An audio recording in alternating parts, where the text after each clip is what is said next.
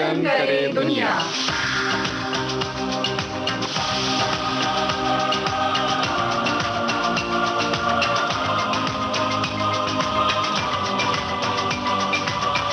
रोशन करे दुनिया विविध भारती के कार्यक्रम में आप सबका स्वागत है। मैं हूं शाइना एनसी और जैसे कि आप जानते हैं, इस प्रोग्राम में ऐसे लोग से बात करते हैं जो समाज के लिए बहुत कुछ कर रहे हैं। हम सब कहते हैं कि हमें समाज के लिए कुछ करना है, लेकिन कैसे करें, किस संस्था से जुटें? आज हम इस कार्यक्रम में श्रीमती उषा काकड़े का स्वागत करते हैं, जो ग्रेविटास फाउंडेशन की ट्रस्टी हैं। नमस्कार उषा जी। नमस्कार। नमस्कार शाइना जी। सबसे पहले जानना चाहते हैं कि आप एक यशस्वी बिजनेस वुमन हैं और इसके साथ साथ सामाजिक कार्य क्या एक निश्चय था या फिर कैसे हुआ? जी, मैंने 15 साल पहले मेरा बिज़नेस शुरू किया और उस वक्त बहुत ही कम महिलाएं थी जो कंस्ट्रक्शन बिज़नेस में काम करती थी और एक यशस्वी उद्योजिका होने में बहुत ही दिक्कत आती है और कठिन परिश्रम भी होते हैं। ये मैंने इसमें आके देखा है, लेकिन अगर हम महिलाएं अगर कुछ भी दिल से करना चाहे तो वो हमेशा हम लोग कर सकते हैं। लेकिन मैंने जो कठिन परिश्रम और इसके बल पे मैं आगे गई तो उसमें मैं आगे ही चलती रही और कभी भी मैंने पीछे मुड़ के नहीं देखा।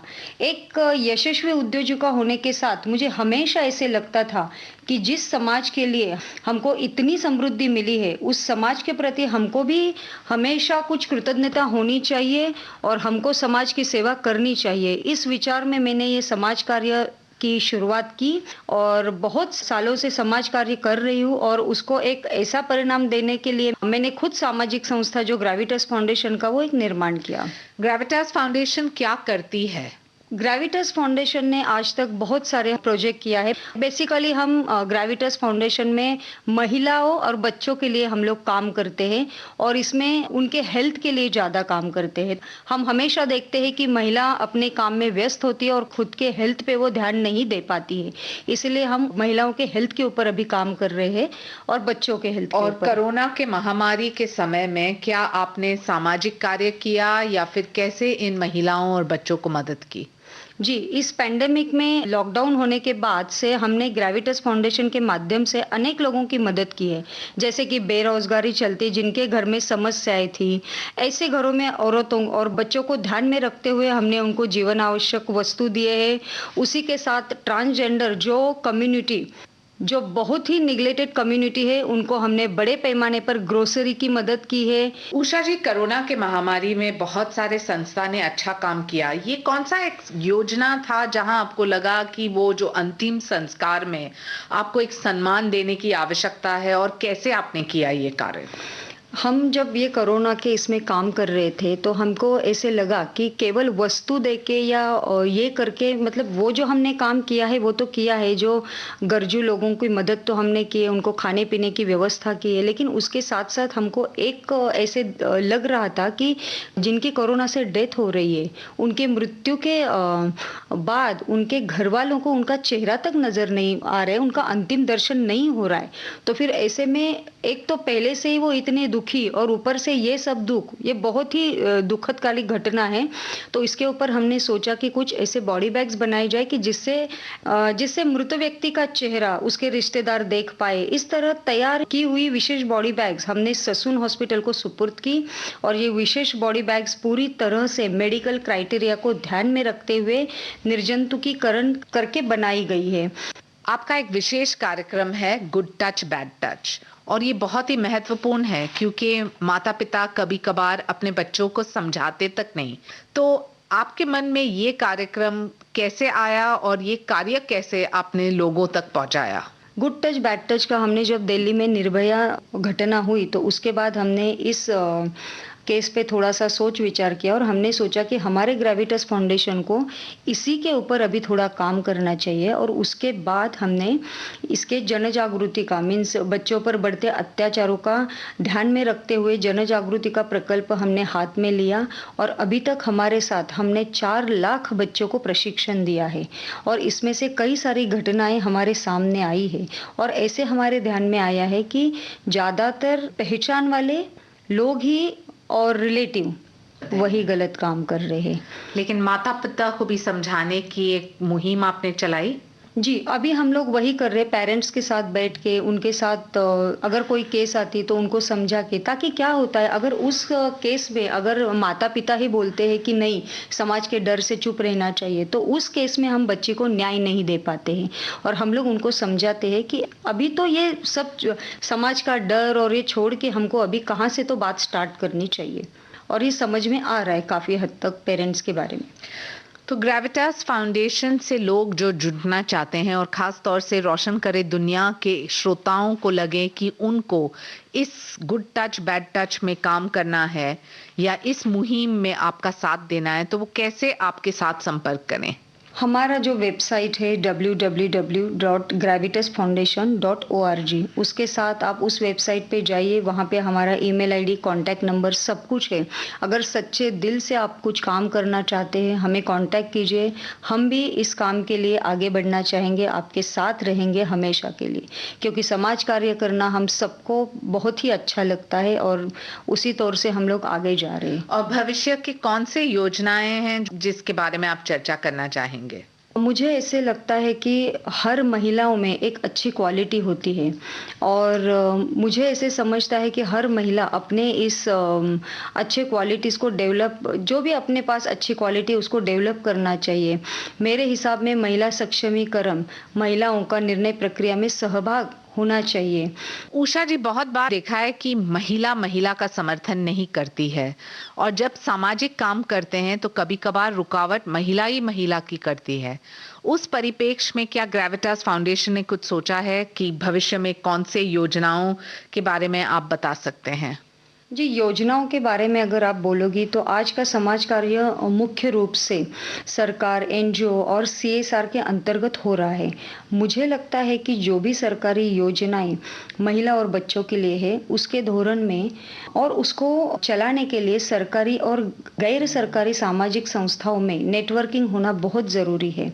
और ये नेटवर्किंग इतना सशक्त होना चाहिए कि जिससे वो सामाजिक प्रश्न पूरी तरह मिट जाए।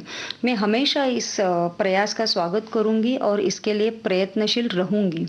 महिलाओं के लिए मैं इतना कहना चाहूंगी कि हमारी एक महिलाओं को दूसरे महिलाओं के प्रति आदर होना चाहिए, एक दूसरे का हमें हमेशा सम्मान करना चाहिए और एक दूसरे के लिए अपने साथ खड़ा होना चाहिए।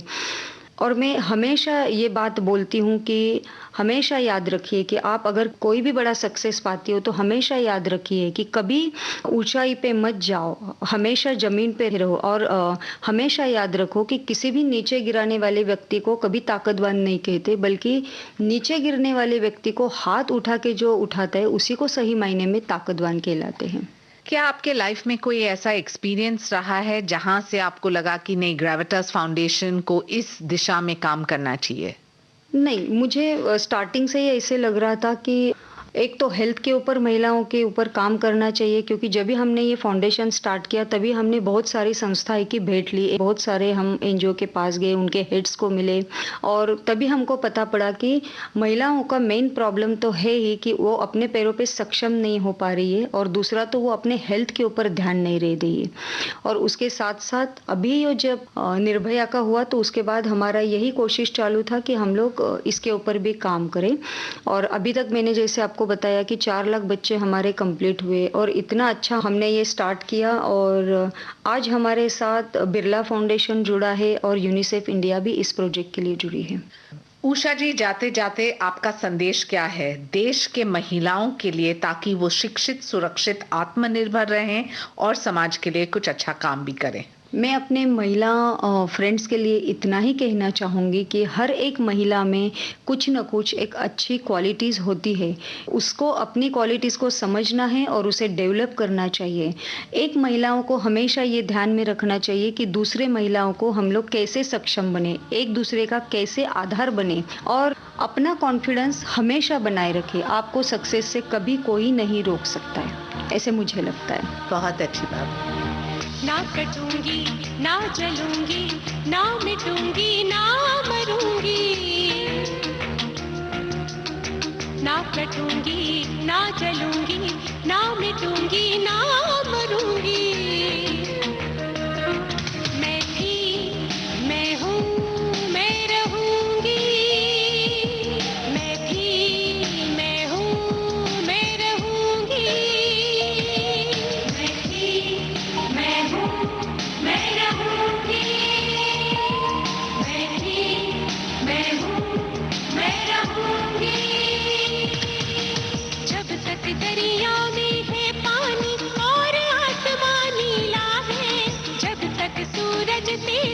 चमके और अंधेरा काला है।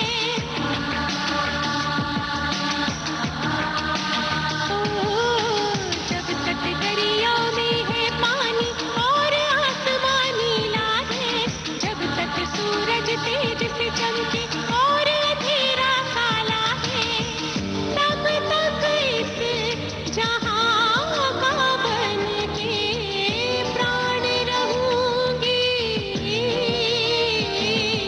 मैं थी, मैं हूँ, मैं रहूंगी। मैं थी, मैं हूँ, मैं रहूंगी।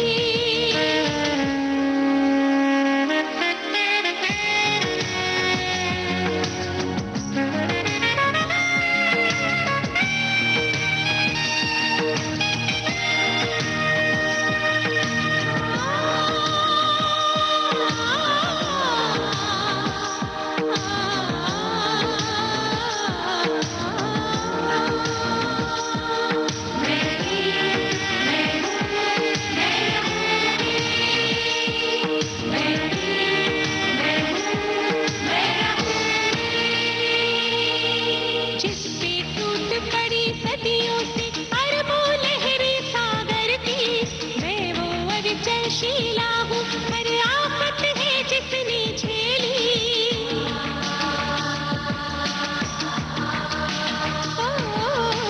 जिस पे टूट पड़ी सदियों से अरबों लहरें सागर की, मैं वो अविचलशीला हूँ, हर आफत है जिसने झेली। जीने की अविनाशी चाह का अंश बनूंगी। मैं थी, मैं हूँ, मैं रहूंगी। मैं थी, मैं हूँ, मैं रहूंगी।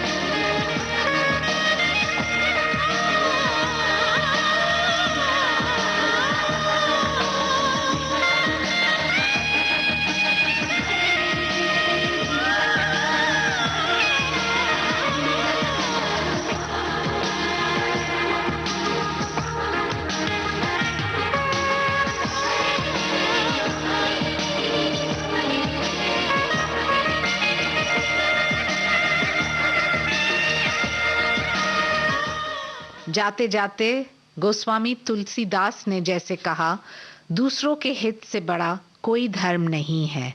आप सुनते रहिए रोशन करे दुनिया। अगले हफ्ते फिर एक एनजीओ और उनकी बात सुनेंगे। तब तक मुझे दीजिए आज्ञा। नमस्कार।